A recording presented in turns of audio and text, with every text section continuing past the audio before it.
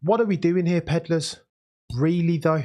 Hello and welcome to another stream. This is going to be a very focused one because I've got some things to talk about on this stream in 20 minutes or less than. I'm not going to talk about Mercedes disaster class, nor are we going to talk about the conflict that's been brewing and is still brewing, the acrimony between George Russell and Sir Lewis Hamilton. We're not going to talk about that. We're not going to talk about Charles Leclerc's chaos on the back of a dodgy hydraulic issue on the formation lap, nor are we going to talk about the crash caused by Haas that took out Alex Albon. I'm going to talk about all these, nor, by the way, we're going to talk about the masterclass that Max Verstappen put on yet again in, by the way, what is a rocket ship, but he always seems to manage it right, despite having friction and despite there being uncertainty presented today by one Lando Norris. Nor, by the way, Pedders, we're going to talk about Lando Norris's dodgy starts and the fact that he never seems to be able to threaten Max Verstappen properly in kind.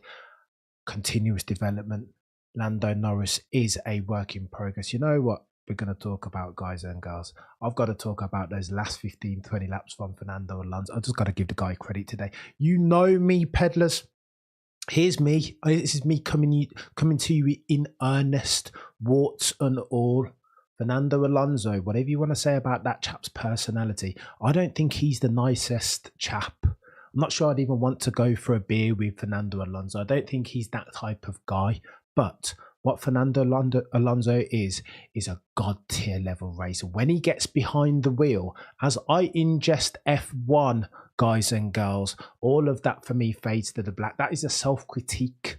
All of the discrepancies, all of the off-the-track shenanigans, all of the back and forth with Lewis in 2007, all of the back and forth with Lewis since, that fades to black for me. When I see the last 20 laps of the Sao Paulo Grand Prix, what that dude did today to Checo Perez in what, by the way, was inferior machinery, takes my breath away.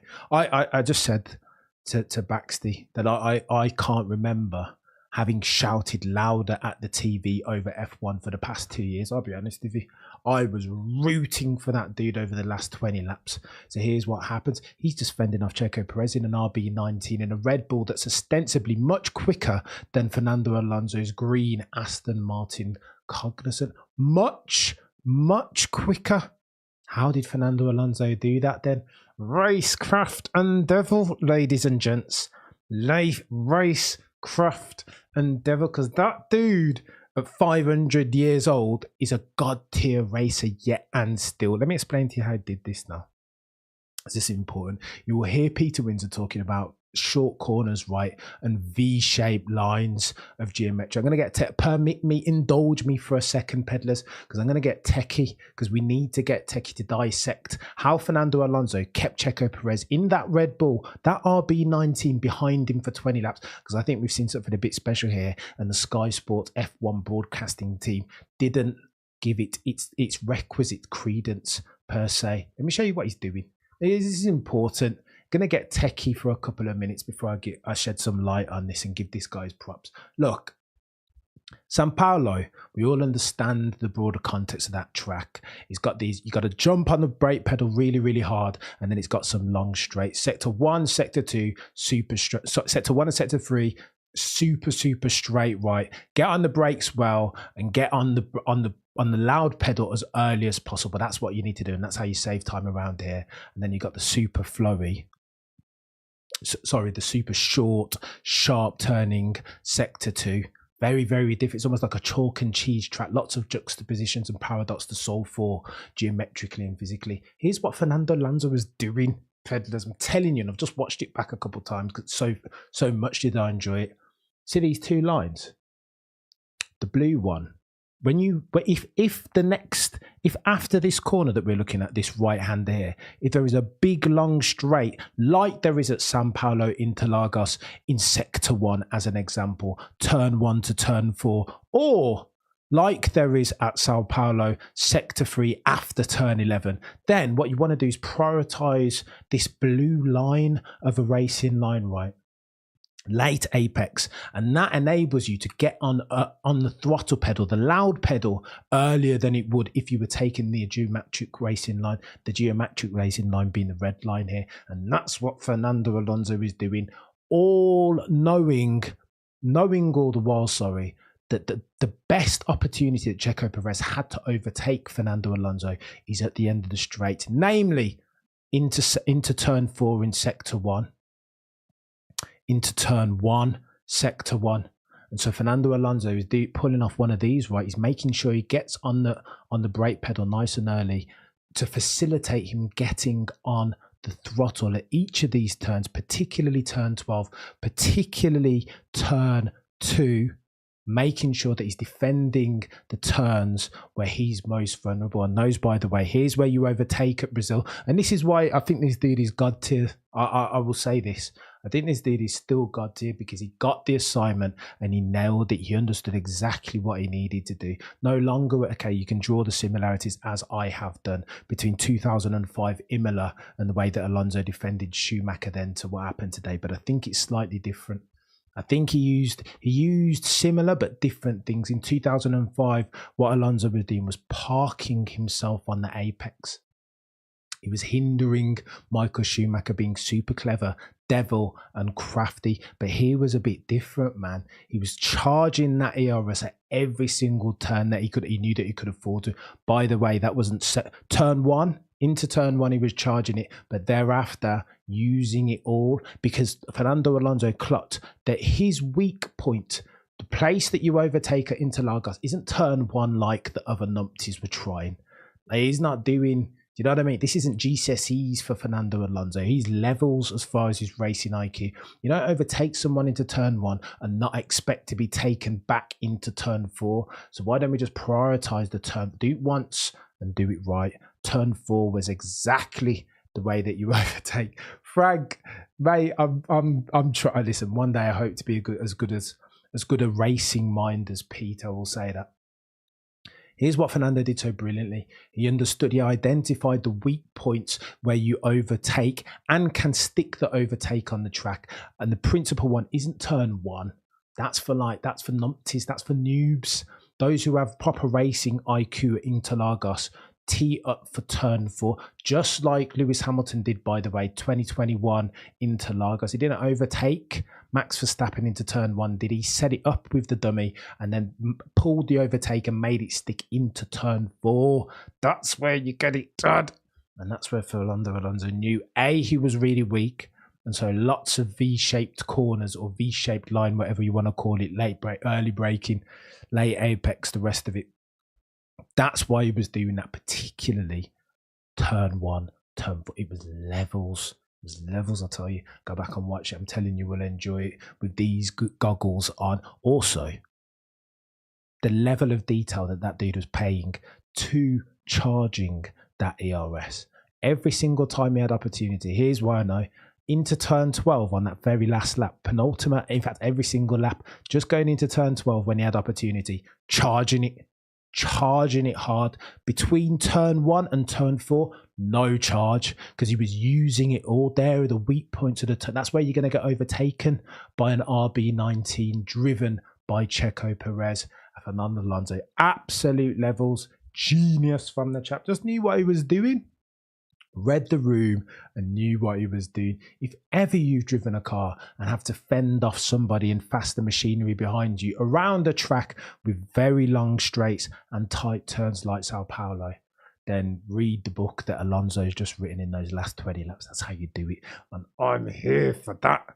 Loving it. But unbelievable, mate. Unbelievable. But only last week we were arguing back and forth on Twitter about how good or bad this dude was.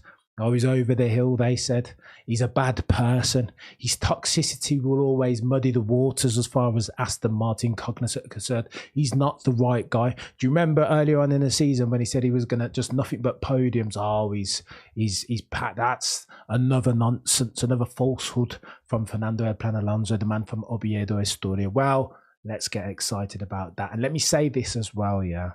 Hella disappointed. Martin Brundle talked to what Fernando Alonso was doing because it was clear as day for anybody that had raced to see those V-shaped corners that he was putting in.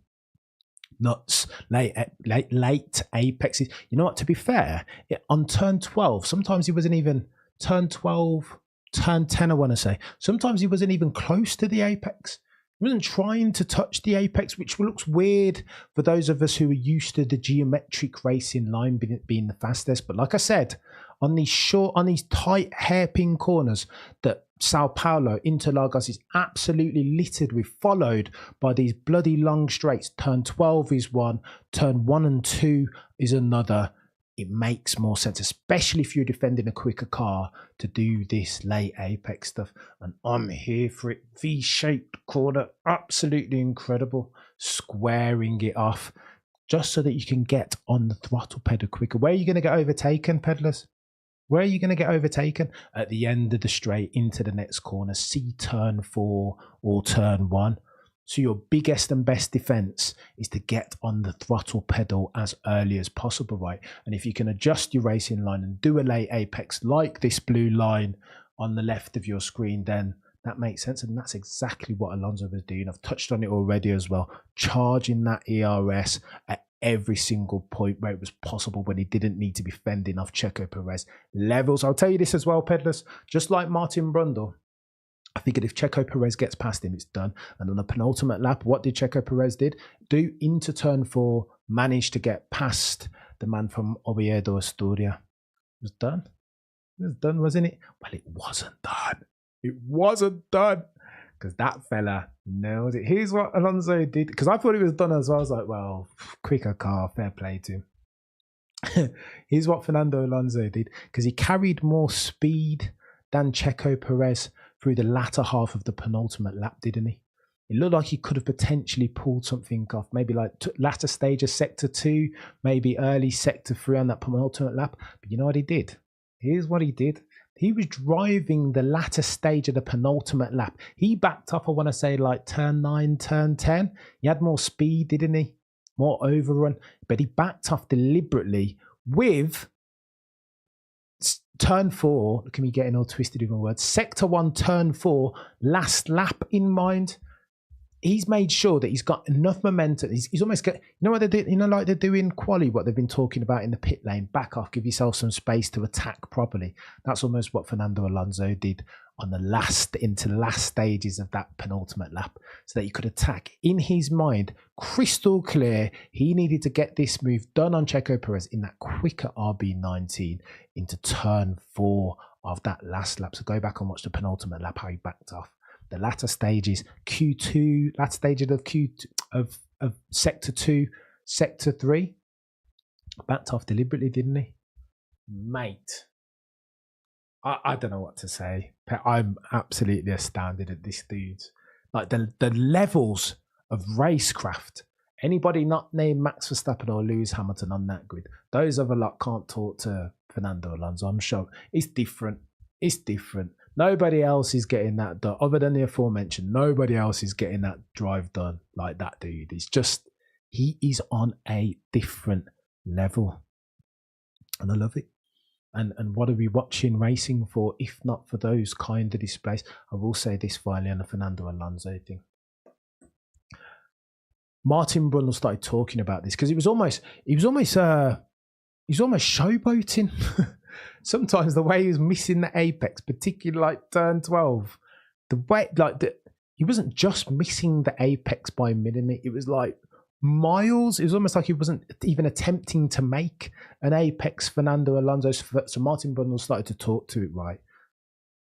My guy Blake Hinsey, a Break F1, you guys know and love him, former performance engineer of Max Verstappen, spoke on a live stream a couple of days ago and said, implored the broadcasters to focus on these narratives. It can't just be like, it's never ever going to be blood and guts each and every single time for the top places. Focus on the narratives down the grid that are interesting, that can capture the imagination of not just diehards and greybeards like us, but of newer fans, the interesting bits, the Netflix drive to survive worthy bits. You had that today, international broadcaster. You had that today in Fernando Alonso's absolute genius last 20 laps. Don't need to be talking about the acrimony at Mercedes or the underperformance at Mercedes or Max Verstappen being incredible as per usual. Those are monotonous storylines. We can revisit that back in Las Vegas because those are always going to be there for us to tap into. Yeah. What we need to be tapping into, what we have to talk about the day of the Sao Paulo Grand Prix at Interlagos is this genius 20 laps from Fernando Alonso, the racecraft, the guile, the devil, the racing line that he's taking, sacking off the geometric racing line and taking the V line. These are the proper plot lines. These are the things that capture the imagination. Talk about these things then. Talk about these things. That's all I'm imploring the internationally syndicated broadcaster to do, because that was levels. Oh, imagine where Alonso would have been if Aston Martin didn't change the car. Yeah, David, you make a point. They've gone backwards, haven't they? Here's hoping they can sort it out for next year.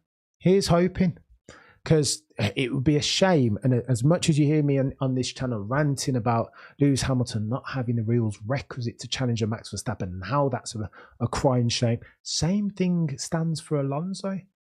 I mean, how can you watch that performance and think anything? That dude is incredible. Absolute levels. Absolute levels. In summary then, shout out driver of the day. How can you vote anybody else driver of the day? Max Verstappen drove well. Lando Norris too. But I mean, really? What, are you going to... Nah. No, it's not even a competition. As far as levels of drive today at the Sao Paulo Grand Prix, Max and Lando, not even in the same stratosphere as Fernando Alonso. What, to keep Checo Perez's Red Bull? With Checo Perez, by the way, having had his Weetabix, he was driving really well today in the RB19. When Checo Perez is in that mood, in that car, you don't think it's hard to keep him behind you for 20 laps? Mate, with DRS and all the other shenanigans. Oh my gosh. Unbelievable. Unbelievable. Yeah, no, I love that race. Listen, I'll be honest with you, I caught the second half of the race and went to rewatch all the highlights. There's loads of other talking points. George Russell getting on his high horse, trying to command or implore Mercedes to do the invert thing. Lewis was never going to stand for that with Singapore fresh in the mind. I see why it would have been the quickest way for the Mercedes, because George Russell had ostensibly the quicker car, the better setup. But you know what? I don't know. That's not quite over spilt milk. Lewis is never going to give that up there.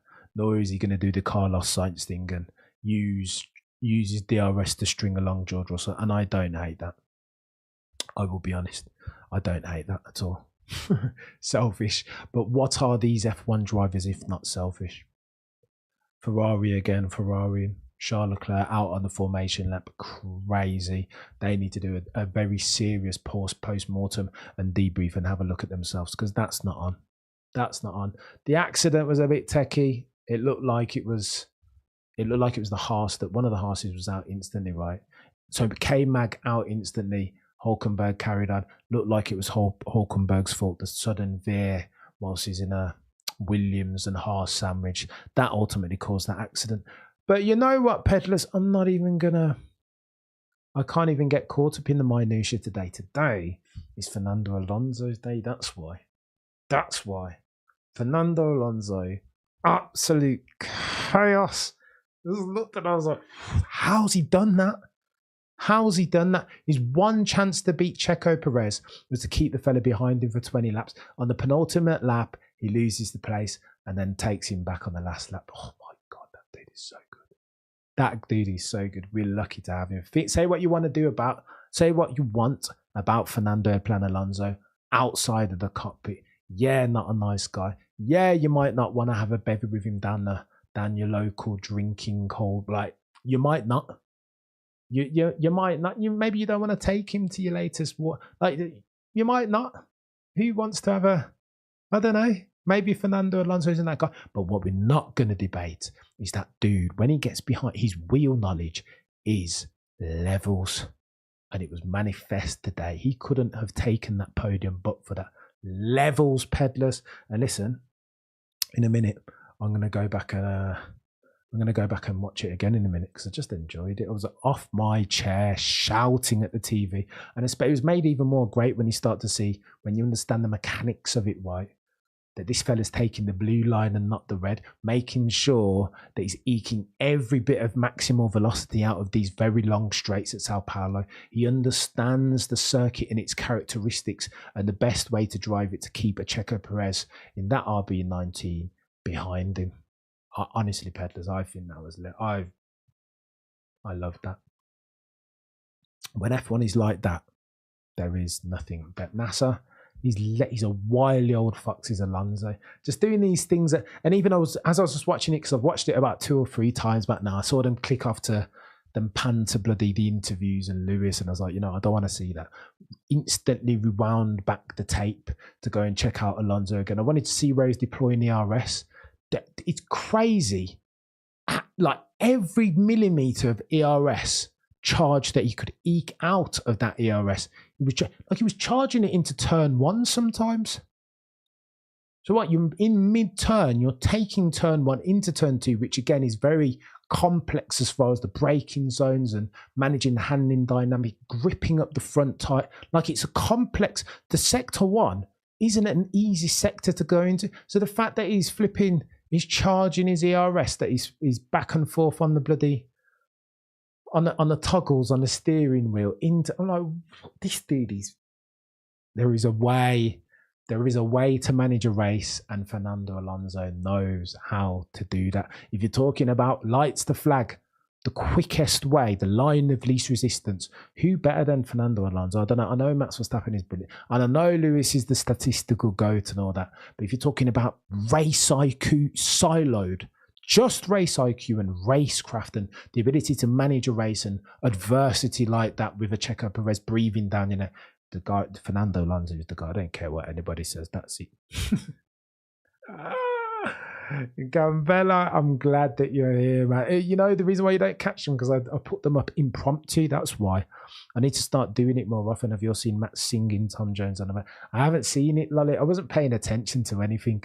I saw a bit of the Lewis interview just now, rejoicing that very soon he won't have to drive the W14 anymore, that'll be dead and buried, and they'll be moving on to the 2024 homologation. Fair play.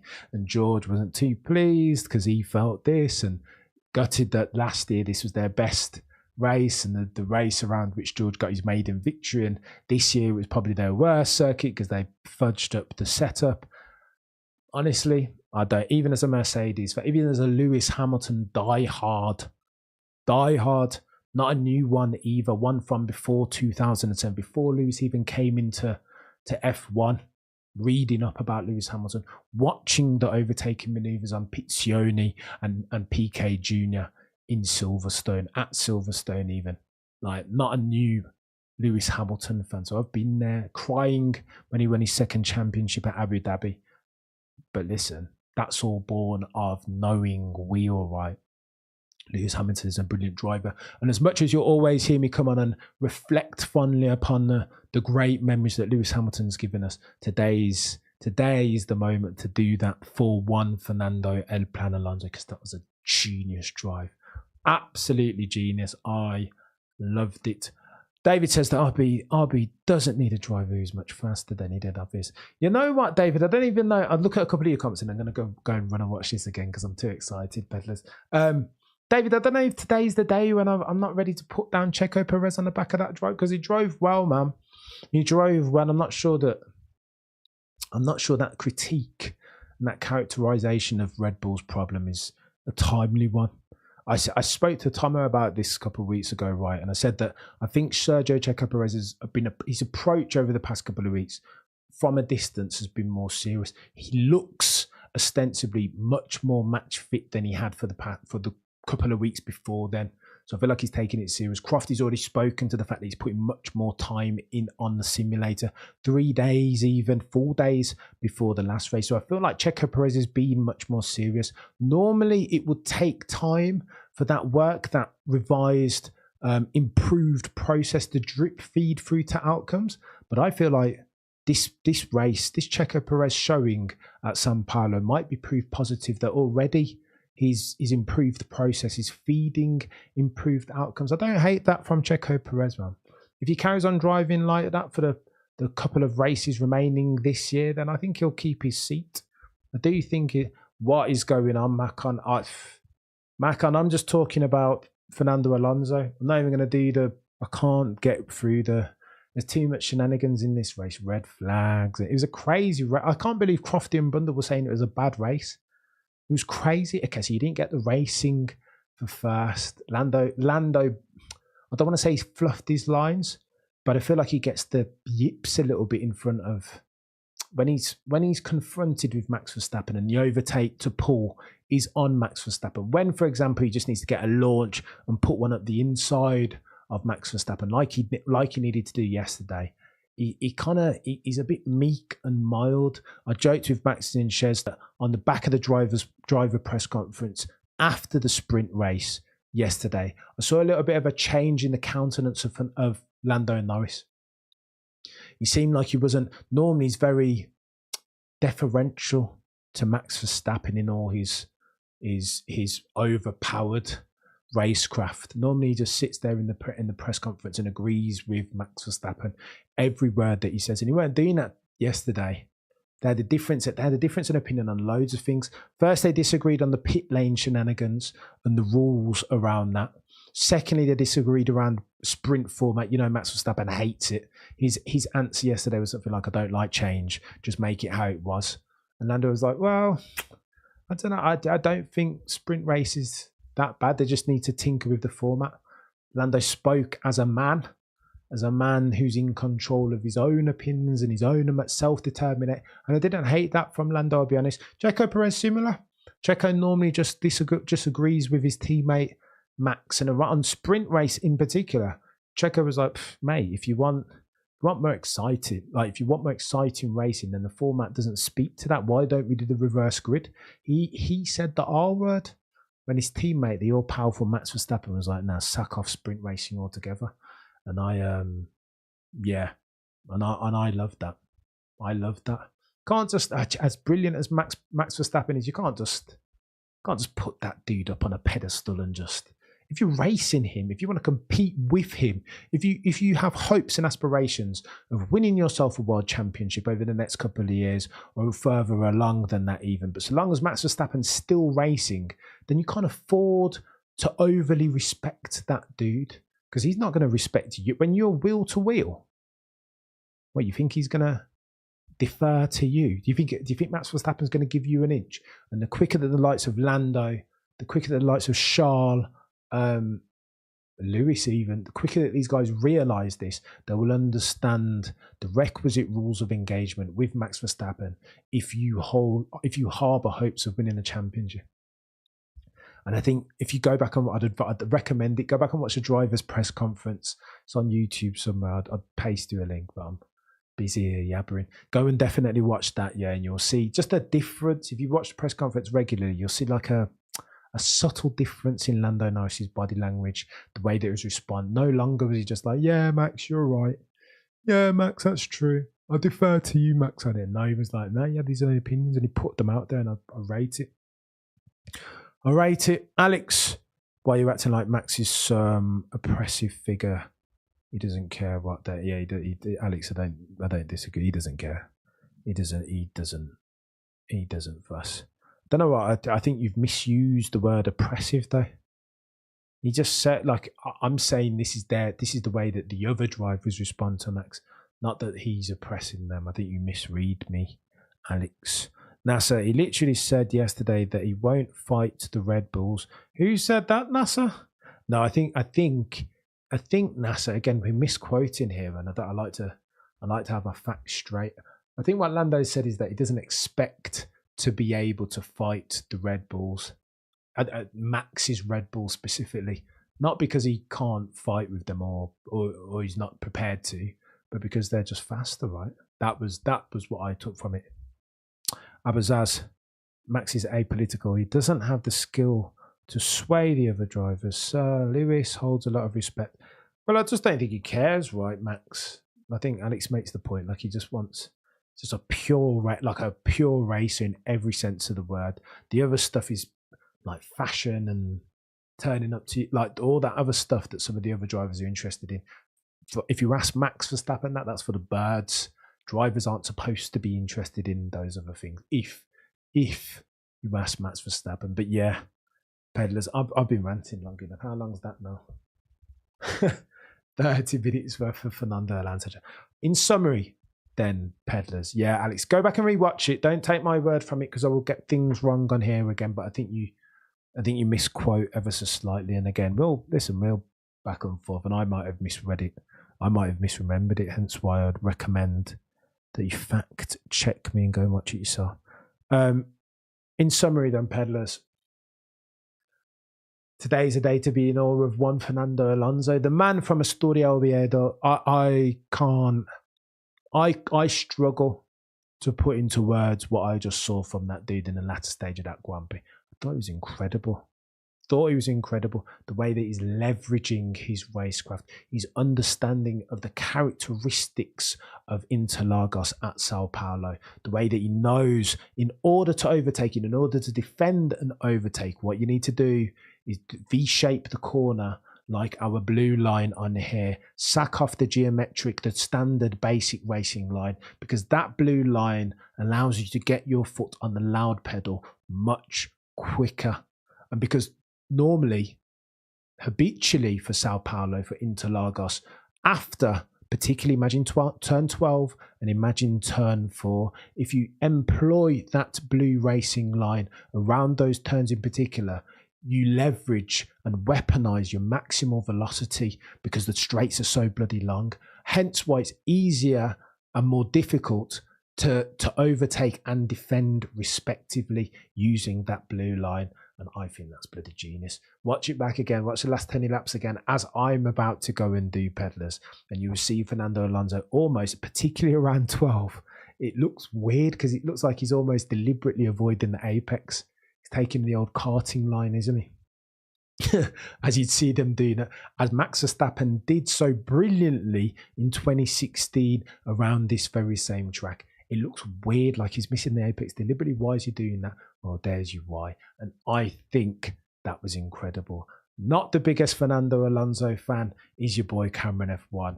But when he's racing like that in all his glory, you guys can tell me when F1 is better than that. The prosecution rests. No further questions, Your Honour. That's what is incredible. Absolutely incredible. Guys, do me a favour and smash the likes. It all helps. If you're not subbed already, then do me a favor and subscribe to the channel. I'm going to try and come back and do a cheeky back and forth, probably a live chat at some point tomorrow, bandwidth dependent at some point, maybe like midday-ish, but I don't want to go head to head with the GOAT Tomo again. But I hope you enjoyed that race as much as I did, particularly the latter stages when Fernando Alonso was supreme.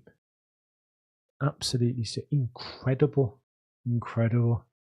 I when I grow up, I want to be a racer just like Fernando Alonso. I want to have that racecraft.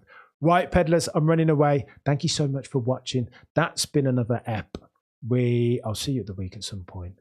And between now and then, remember to look but never stare.